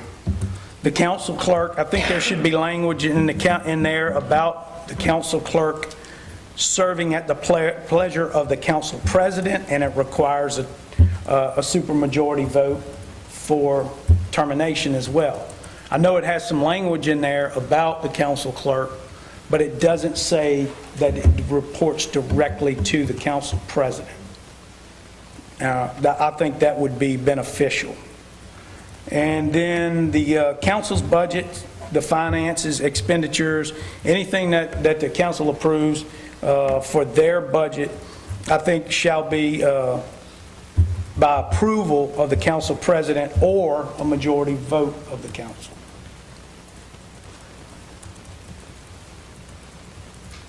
I think that's it. Can you repeat that last part one more The time? council budget's finances, expenditures shall be by the approval of the council president on majority vote of the council. I'll give you this, Frank. Is that opposed to the mayor's approval? I'm sorry. Maybe I misunderstood. What was that last thing? It's for the council's budget. The council has its own budget and expenditures. Yes, sir. And Councilman Hood, so in terms of the mayor's salary, I guess is, and if I'm not putting words in your mouth, but you kind of suggested maybe we need to look at substantially raising that salary in the sense that it's you know, it's essentially Hammond's a $40 million company. I mean, there's not really too many CEOs of $40 million companies making 80 grand a year. Right, right. May I ask you a question on that? Yes, sir. Jason, you mentioned possibly having it, you talked about the MAG and that review. But what are your thoughts on something being indexed so that you're not putting the council in that spot and salaries are able to keep up with CPI? Well, it could be CPI, it could be indexed against the state average weekly wage, whether it goes up or down, something like that. I mean, based on your comments, it sounded like you'd say as long as every council had to deal with that and everybody's having to make the vote on the update based on the MAG and provided parameters, then everybody can live or die with their votes. Do you have a preference as to what you think would work better, having been in that position? I mean, yeah, it'd be easier just to say the salary for the mayor position is this. And there'd be a CPI that the council would have to vote on. That's what I think. And I even looked at the way that the parish government does it, and but it doesn't make sense for the mayor's position of the city of Hammond. That's kind of where I got the idea from the MAG review to add that in there, because the parish president is based on an average of the salary of the sheriff and the clerk of court. And I think maybe the assessor, I'm not sure. And then there's some CPI concessions in there as well. So you're essentially doing the same thing the way I understand it, and Mayor Foster could probably speak better on this than I can. But the MAG review, that's basically what they do, is look at a city with a population the size of us, compatible, and other cities, and they gather that information to try to come up with a recommendation of what this position is worth. I guess my question on having it indexed versus having council vote. Council voting on an increase of a mayor's salary, or having the mayor having any input over whether being able to veto the council's salary increase if that happened. It's already a hot political football anytime you start talking about salary for an elected official. I guess my thought is, and I'd be interested to know your feelings, is if it were adjusted to a certain point and then indexed against something so that it was automatically happening, it took it out of the realm of politics, but you ensure that it doesn't grow too fast, grows with the economy, whether it's CPI or whether it's something else, but you remove that political football from one being able to do damage to the other, but you also keep it at a level that makes sure that you attract good talent in council districts. Yeah. Frank, you mentioned just the mayor's salary, but you look also at the council salaries of, I don't even know what it is now, $1,000, $1,200 a month, something like that, that probably also ought to be updated. But do you have any thoughts as to whether or not? Yeah, I think I understand what you're saying, and so the MAG is a pretty complicated system, and I know you've dealt with those things before. So what I'm advocating for maybe would be that the administration is going to make a recommendation based on my experiences with previous administrations I worked with, is they're going to say this category gets 1%, this category gets 2%, and this category gets 3%. So they make that recommendation as a whole. Those elected officials could be in a category that doesn't make it political. They're combined together. With us. So if they're going to get a CPI, they're all going to get a CPI. I got you. All right. Thank you, Mr. And in terms of the city attorney, you would. Can I say something here? Can I jump in here, Jason? Yes, sir. Thank you. Thank you for bringing that up about the increases, because the mayor right now is making the same thing that I made in 2003. So here we are almost 20 years later. Right. Mr. Councilman, in my opinion, if you could put a CPI in there, some kind of CPI increases, takes out all of the politics. Therefore, and I think it should be done both for the mayor and the council members. Right. And then that way you have a moving increase in terms of what he or she should be rightfully making. And thank you for bringing that up, Yes. Jason. So that would be my opinion, a CPI review. In terms, Tom, not to leave you out, but you need to get up here and... Close it out? Is anybody else going to talk? Andres, I'll let him have a chance. I wanted to offer you the same. Tom, Okay. Andres still hasn't gone. Okay. Any other questions for me? okay, hold on, in terms of the, hold on. In terms of the city, in terms of the city attorney, you would be in favor of making it easier for the council to hire an attorney, or? Yes. Okay, like having their own standing attorney, or just case by case like it is? I don't know how, yeah, I think case by case, it needs to be more clear and concise so there is no confusion. And one thing Andre did teach me, it's all in how it's interpreted, so let's make sure we limit the way it can be interpreted. And then in terms of the department heads, you were suggesting that was it that you were suggesting that the council might be able to remove them, or that they just be reapproved every 4 years? I'm glad you brought that up. I forgot to mention that. Every term of the council, I do think this is important, every term of the council, sorry to cut you off, but thank you for bringing up something I forgot. Every term of the council, I think that all of these people listed in, all of these positions listed in the charter should be up for reapproval as per the council terms. So every time there's a new council, the administration should bring to the council this list of recommendations. Here's who I want for this position, here's who I want for that position, and they must be reappointed every 4 years with the term of the council.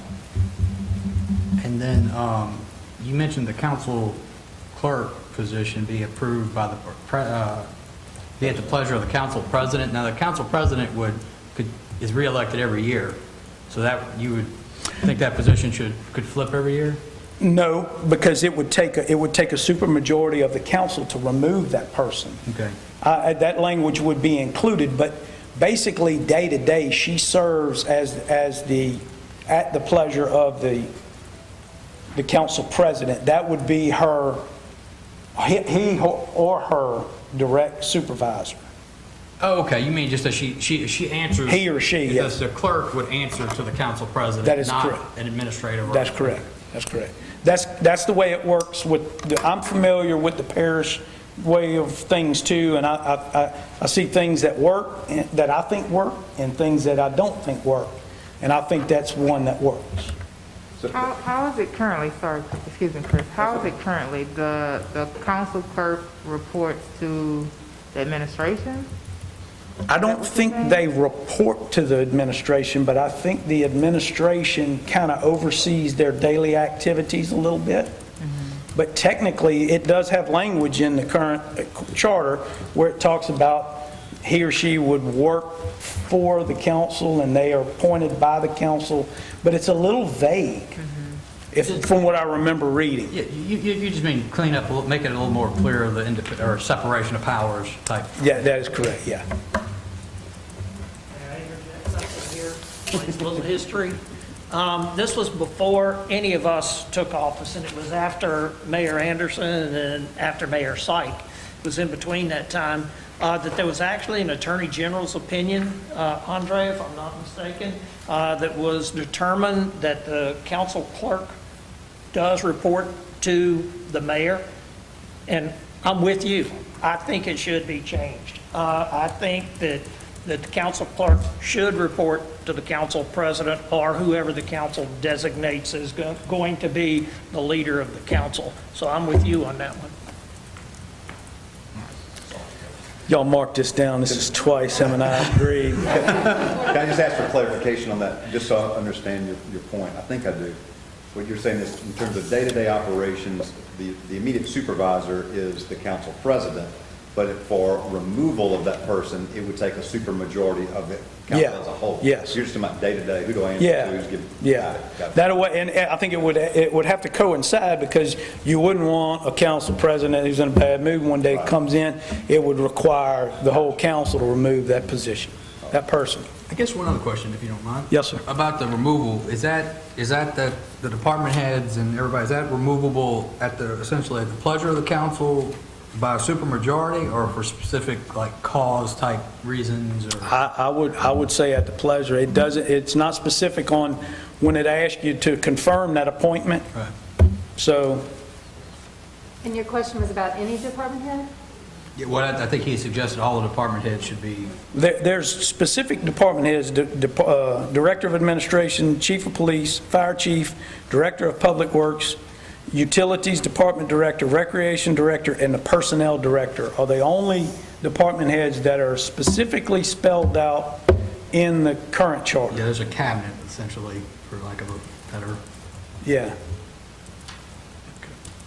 And removal will be a supermajority.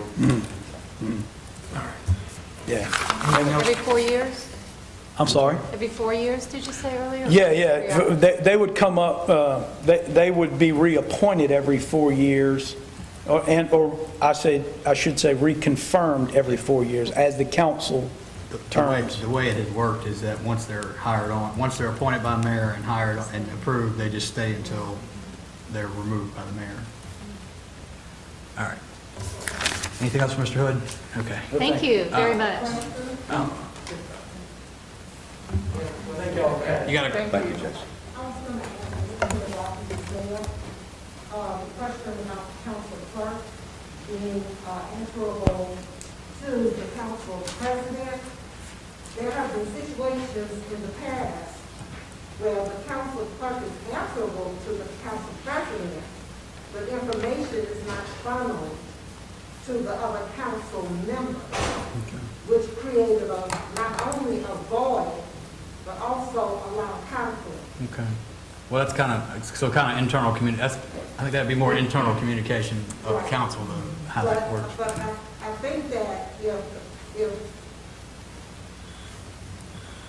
it is internal communication, but if there is a conflict, the council is answerable to nobody except for the public. Right.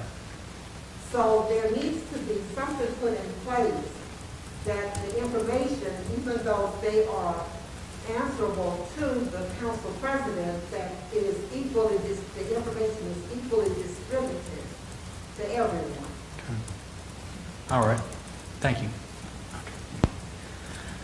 Good evening, everyone, and I'm going to apologize in advance. I'm going to excuse myself after I speak. And let me just say, I'm happy to assist this group as sort of things coalesce, help with language, help with some of the details of putting some things together. I agree with all of the issues that ought to be reviewed. Let me point out one additional one that's not been discussed that's a little worrisome for me, and that is Section 7.03 Code of Ethics.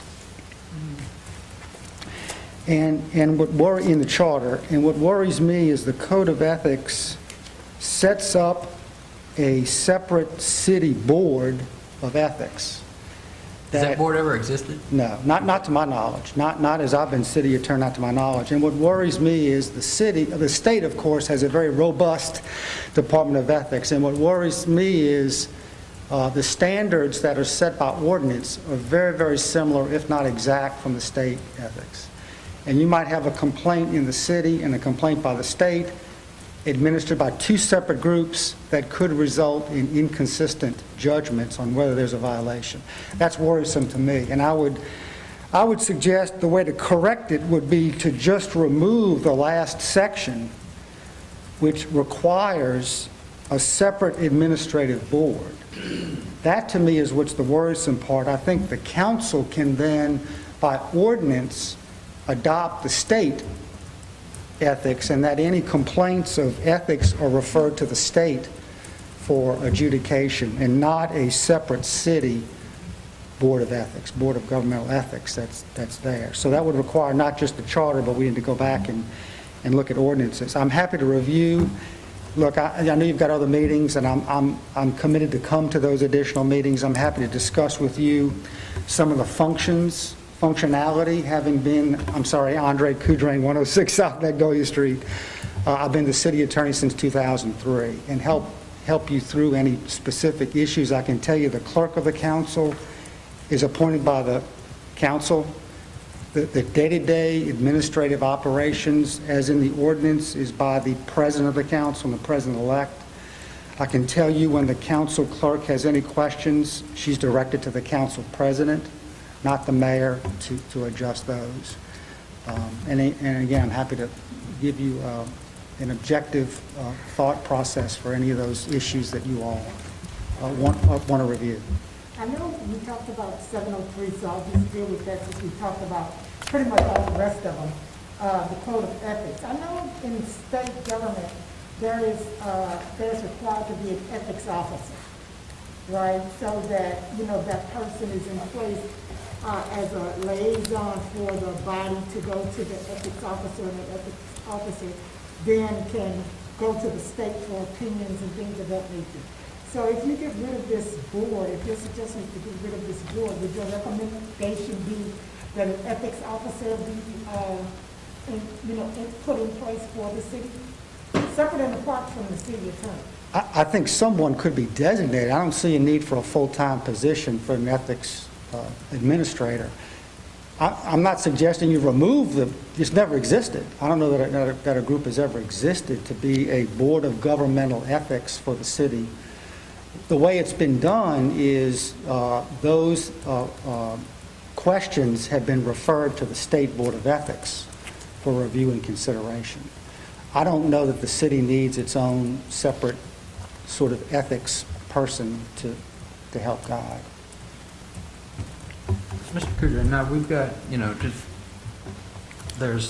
city has a city prosecutor, city law enforcement, state has district attorney, state police, federal government has U.S. attorneys, prosecutions and systems. Generally speaking, I think the lower on the total pole defers to the higher, and that's how it usually works in terms of that. Why can't that system operate for the ethics board? If the city has an ethics board that wants to take action on something, and if the state has wants to take action on something, it would just defer to the higher power. Well, that's not what the charter says. The charter requires a group to be appointed by the council. And what worries me is you've got the same, there's a difference between state law, you can be prosecuted for state crimes and prosecuted for federal crimes. It worries me that there could be inconsistent verdicts or judgments between a city group and a state group. Well, but what I'm saying is if correcting the city charter in the sense that it provides that you have this city mechanism, but in the event that state or federal or whoever takes action on it, then it suspends, removes itself, withdraws, whatever, it stops and defers to the higher power. You could. I mean, if that's the way it's read, it could be that. One quick legal question.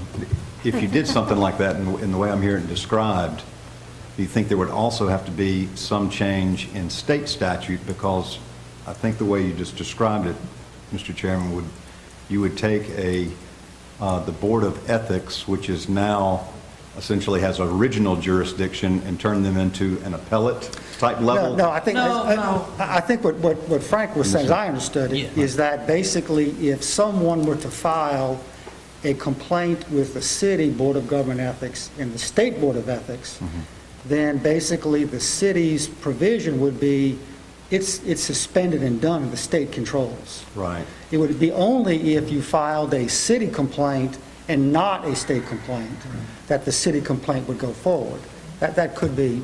I guess the only question I have on that, if I recall correctly, I think there is a state statute that provides an obligation of any state-level employee that receives knowledge of an ethical violation to report it, and so it would render the city level moot. If you're asking for my opinion, I think it all ought to roll up to the state. Right. And there's no need to have a separate independent bureaucratic process within the city. Right. I agree with that. Yeah. I don't know that, I don't know, Andre, is there a scenario where there could be a violation of the ethics under the city charter and not the state charter, or in a case where the state chooses not? I mean, I realize this has never been an issue because as you said, we've never had the board actually constituted, but where a situation where either there's the state just decides not to take action or that there's a violation of some city ethics provision. I'm not sure they've ever decided not to take action. I think they take action more often than not. Yeah. Right, Arlene? Again, it just worries me that you're creating more of an opportunity for a misuse of the system. And that worries me, and I think it ought to be just kicked up to the state, and I think that's the remedy. Do you have any idea why that, or has that board ever existed, or why it's never been? It was originally in the charter, and that's back from the 70s, and I'm sure it was a good reason for it, because maybe the state may not have been as robust at the time, the state ethics laws may not have been robust, but I don't know. But you've got some institutional knowledge that goes back a while, and you don't remember. Not during my term as city attorney, and I've never seen any old files or old references to that in previous administration. It could have existed, but I'm not aware of it. And it's the council that appoints it. Right. And that's been since 2003? Yes. Okay. Thank you, Andre. Thank you. Thank you. And again, I'm happy to assist however is needed I know with, you get ready to go, but we've had the question come up a couple of times, but as the city attorney, you may be in a position just to give us some insight into the conflict that may exist between the city attorney and the mayor and the council. It's come up a couple of times, and it would be great to just get your yeah, I'm happy to, and I can give you loads of examples. I had the pleasure of serving with Mayor Foster and Mayor Panapinto, both of which respected my position, which is an advisor, chief legal advisor to the mayor and the council. And when there's been conflicts, it's really been political conflicts between the mayor and the council, because I gave the same opinion no matter who asked the question. If the mayor asked me a question, I gave an opinion. If the council asked a question, I gave the opinion.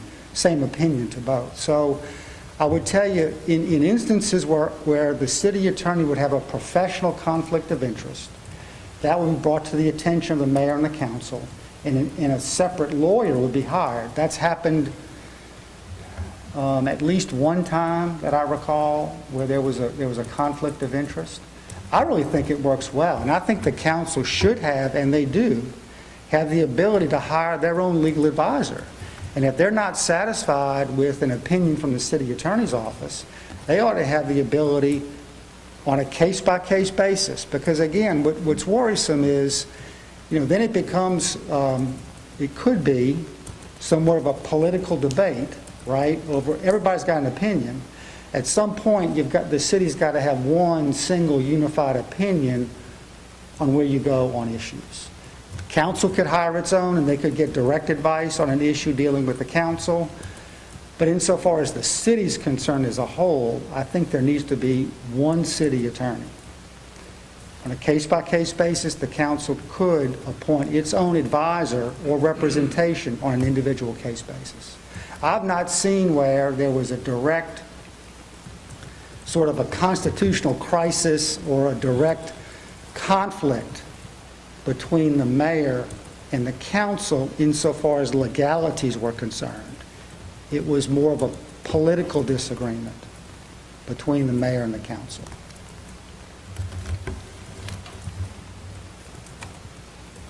Anything else? Thank you. Thank you, Andre. Thanks. Can I speak to that, just to give you a little current perspective? Carly Gonzalez, District 2, current council representative for 2 years. We've had that issue of hiring an attorney has come up. There's been some, whether legal or political conflicts between the council and the administration. And I feel that we are stuck with the current way that the charter reads is how do we hire our own counsel? It's very unclear. Do we need requests for proposals? There's the whole administration behind it. How do you get that? How do you be fair to who you hire? How do you, are you going to have just one attorney that a couple of the council members like, and whether the other ones have an input on it? Do we have, are we required to have them set their legal fees at what the Attorney General's rates are? I think that needs to be fleshed out. I felt very uncomfortable with how a council attorney could be hired without more guidelines. And I'm not saying, look, I'm not trying to add extra legislation. I think that's always a problem. But it is a little unclear as to how we hire a council attorney and what rate we pay them and how are we fair to the process of, getting proposals or whatever it is. So, and again, Frank said earlier that we're all brand new council members. We're all 2 years into this and haven't had to do this before, so. Carly, was under the current process, even for a city attorney, I mean, all of this, I would assume, falls under state procurement law, and that when you have professional services are treated differently than buying toilet paper. Right. All right. And so you would fall under that in the same way that a city attorney is selected, subject to attorney general rates. So I think state law would already control all those things. Is there a reason that you think there might be a different approach required than what is already being done for the standing city attorney? It might just be a matter of we don't know that. Okay, all right. Right? No one Right. really explained Got it. the process Got there. I think what we ended up doing was passing a resolution to have requests for proposals for like a list of attorneys, and then Right. we would choose from them. Sure. And I don't know if that was the best process, but I'm not even familiar with what you're talking about. And did that govern what we were supposed to? Maybe. That might have been a good answer, but I don't know if that was an answer I got, so. And then city, for the state, just to give you an example, for the state, you want to hire outside counsel for the state, you have to submit that person's contact to the Attorney General's office for approval, if it's representing a state agency. And then the Attorney General's office submits it to the Division of Administration. And they have attached certain rules and regulations that the attorneys have to follow. So what you're proposing is that there be some outline subject to, and I don't know if that applies to all municipalities, or if it's just, for state government. I'm not sure if it applies to city government, or if the city government has to say that we will follow the state guidelines. I'd have to check to Right. see. But I know generally, they say the Attorney General rate, and the Attorney General can determine a rate, that Right. ranges depending on the expertise of the person that you have. So- That sounds like a good way to do it, that we have to follow a certain set of guidelines that are standard. I'm just not familiar with it. I'm an attorney, but I don't do that type of law, so.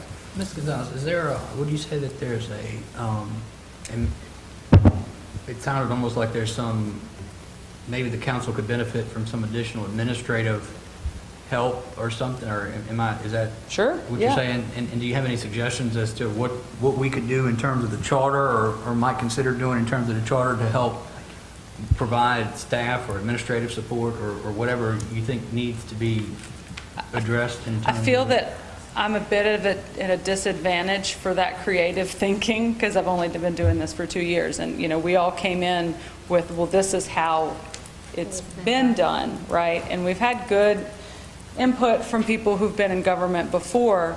And again, I don't think we over-legislate this. Like, that's not the answer, in my opinion. But I'm just trying to give you some insight as to the challenge. And, as a lawyer, you read the words, whether vaguely or broadly, and you apply it how you want. But that has been the challenge, at least for the purpose of not knowing the rules of government. And from y'all the are all council. theoretically part-time. Absolutely. That's a big part of it, yeah. Right, you're supposed to be a part-time Yeah. person, and Yeah. you don't have a public relations arm, you don't have a administrative arm. Glad you brought that up. One of the Check. council members really, really wants us to have some type of marketing, public relations type of person who can be an advocate and also get information out. I don't know if that's a charter change, but that you just made me think of that. Well, I don't think the charter has any, other than the council clerk. I think that's the only employee or staff support that's provided for the council. It's the only thing under our budget for And the employee. And I think so in terms of, again, if you're not, you don't, what kind of support or needs do you think you have that we might try to address in the charter review? No, I'll think about it. I think that's a good thought to kind of brainstorm on. Okay? Thank you. And thank you all for serving. It's very helpful. Anybody else? Yes. Is Jason gone? He's gone. He's gone, okay. He won't beat me up. First of all, I want to say thank you, like everybody else, for doing this, but I want to thank Doug Johnson, or y'all, I guess, told Doug to call us, he called me, and I thought about that. I said, you know, I was just sitting here thinking about that.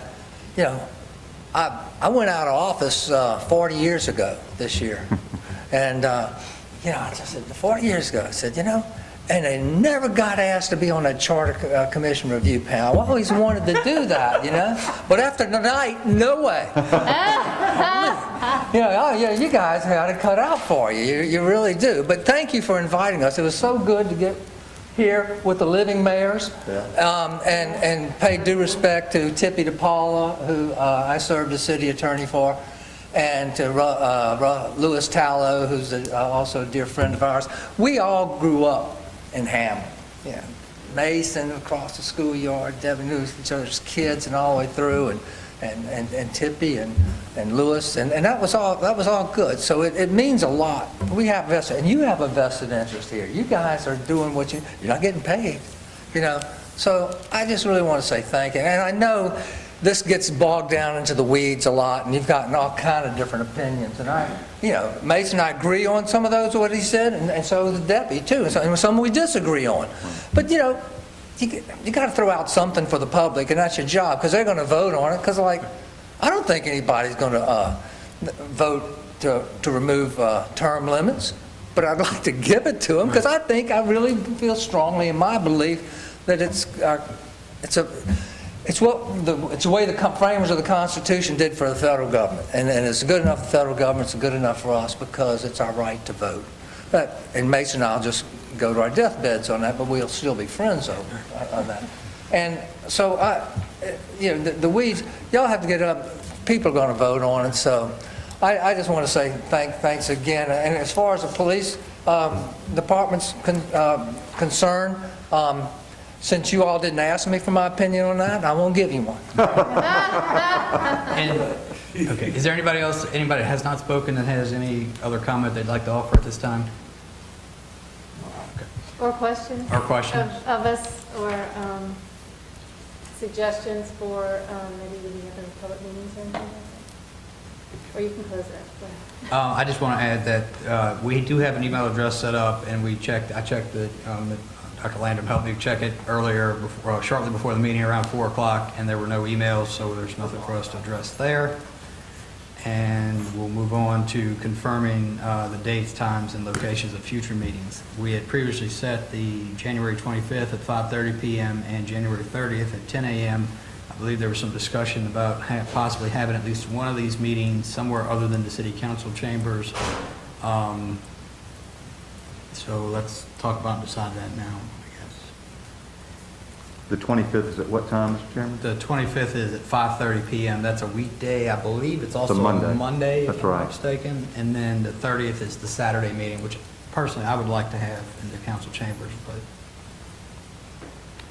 Is there a recommendation as to where to have the Monday evening? And I assume, would we have to check with them to make sure it's available if we are setting it? I think the McKinney Center, McKinney Center?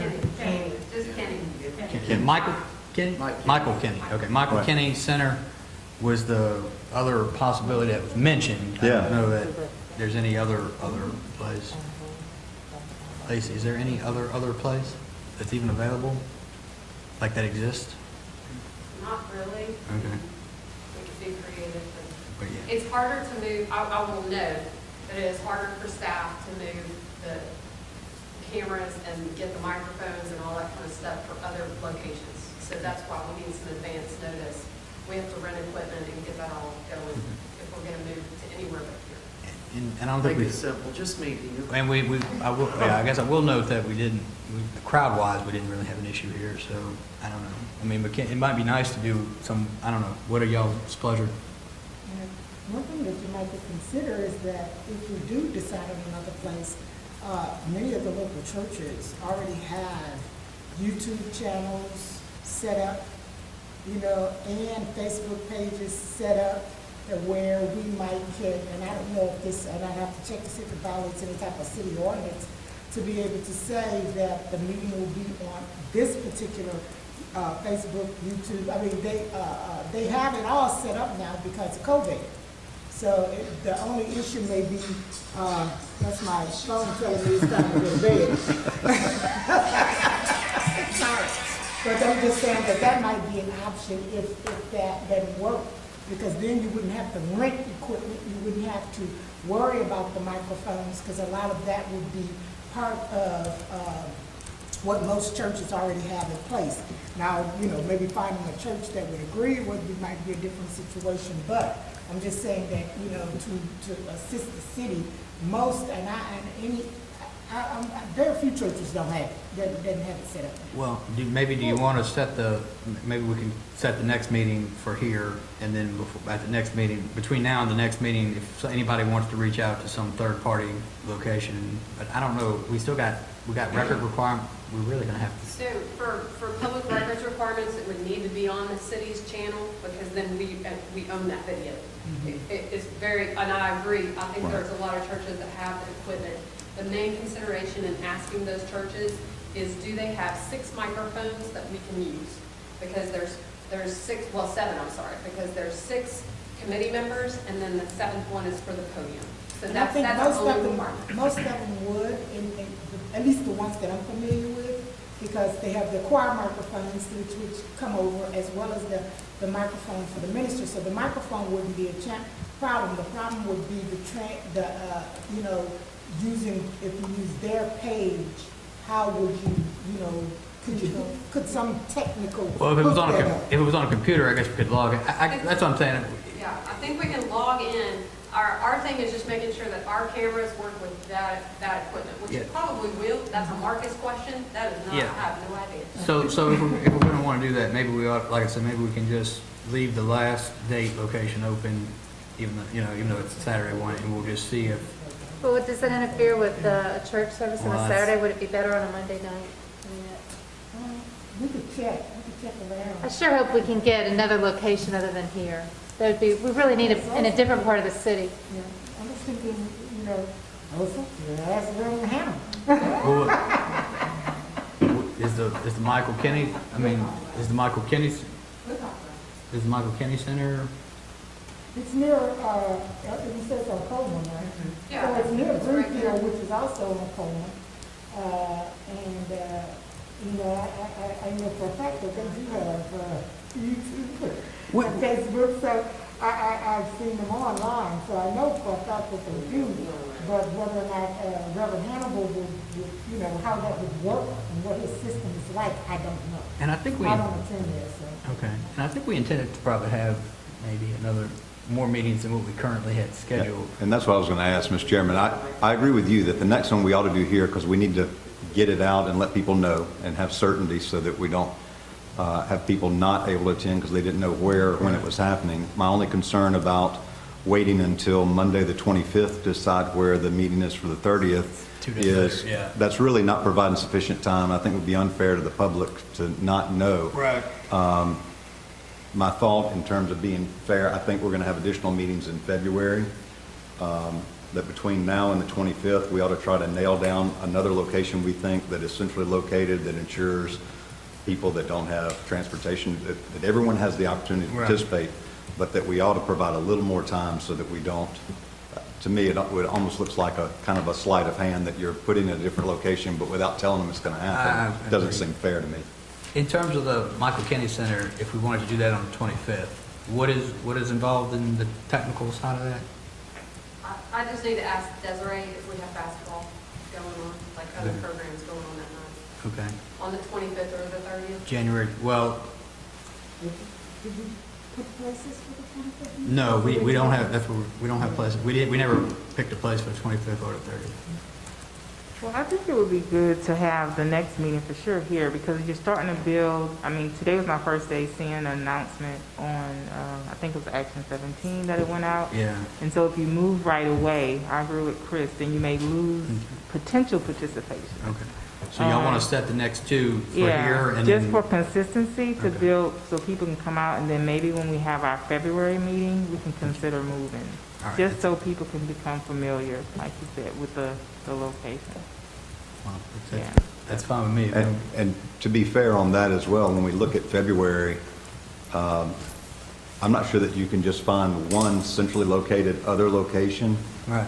I would say if we have a couple meetings in February, let's consider having a couple of them in other parts of the city where that everybody has an opportunity to attend at least one meeting and voice their opinions. Maybe on the west side of town, east side of town, whatever, but maybe do a couple of them. But it gives us a little time between now and the 25th to maybe look at some possibilities. That sounds good. Because each district council person may be able to suggest a place. Maybe Like that's for, another thing. We like could for have- southeastern area, they may have a place where participants may want to, Right. you know, Yeah. come out there, and District 3, and then Carly's district, and Right. Councilman Andrew district. So, Yeah, that's true too, maybe. Okay. yeah, just so you can get Yeah. many participants Sure. as possible. All right, I guess for kind of a homework assignment for ourselves for next meeting, talk to your council person that appointed you about a location in their district, and also if there's any other places you want to suggest or whatever, let's do a little footwork so we know whether it's available, you know, some dates that it's available, their technical capabilities, and what else you think, Lacey? We would need to know capacity to make sure Capacity. that we comply with any of the COVID Can you check restrictions. with your tech people and let us know Yeah. what is needed? Yes. And email that to us so that when we talk to somebody, we say, are you able to do this? Yes, ma'am. Instead of me asking somebody, and they say, oh, yeah, I love it, and then I come back and say, oh, sorry. Right. You know. I think the biggest thing, what they're gonna say, and this is only because we flip-flop meetings from here, so to have them at the Kinney Center this year, and that was kind of our first dry run in it, and our first one didn't go as well technology-wise. It was a great meeting and great attended. But one of the challenges was we only had 2 microphones, one at the podium and one for everyone to share. And that, like, y'all were asking so many good questions tonight, you don't get that kind of back and forth. It's like, okay, wait, let me pass down the microphone and let me get it. And then there was a lot of feedback. And on YouTube, one of the things that even we need to be careful about in this room, YouTube folks can't hear people from the back. The only way you can hear people is if they're speaking into a microphone. And that's why we've gotten really good about going, okay, if we're speaking into the microphone, we need to be as close as we can, mics down, all that kind of stuff. We've got much better at our video presence over these months. But our second meeting went much better over there. What we had to rent with the physical speakers, the larger speakers, just to make it go. So if they already have an audio system that works really well with those, if they've got 7 microphones, that way each of you can have one. And then if they already have the speakers to go with that, which is usually what you have when you have that. The main thing is some people only have like 2 or 3 microphones.